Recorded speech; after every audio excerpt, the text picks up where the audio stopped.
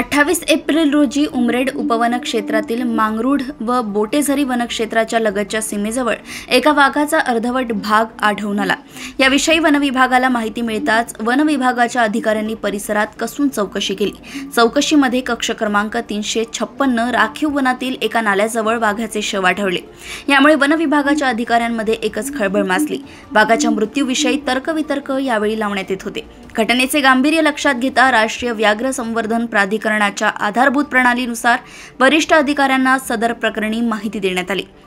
मृत वाघाच्या कातडी व बाहेरील अंगावर कोणत्याही प्रकारच्या विद्युत प्रवाहाच्या खुणा आढळल्या नाहीत।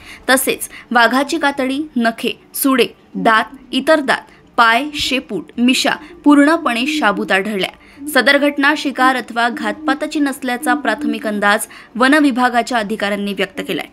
मृत वाघाचे सर्व अवयव हे साबूत असल्याने व मृत वाघाला फरफटत दुसऱ्या ठिकाणी नेल्याच्या खुणा आढळल्याने यावरून 2 वाघांच्या झटापटीत सदर वाघाचा मृत्यू झाल्याची शक्यता वन विभागाच्या अधिकाऱ्यांनी व्यक्त केली आहे। सदर वाघ हा नर असून तो 15 ते 18 महिन्याचा असल्याचा अंदाज आहे। सदर घटना उघडकीस आल्यानंतर लगेच वन विभागाने सदर घटनास्थळावरील पहामी बोटेझरी जाणाऱ्या मार्गावर वाहतूक बंद केली। फक्त बोटेझरी गावाला जाणाऱ्या रहिवाशांसाठीच रस्ता खुला होता। पत्रकारांनाही घटनास्थळावर जाण्याकरिता मज्जाव करण्यात आला। सदर घटनेविषयी सायंकाळपर्यंत वन विभागाने कमालीची गुप्तता पाळली होती।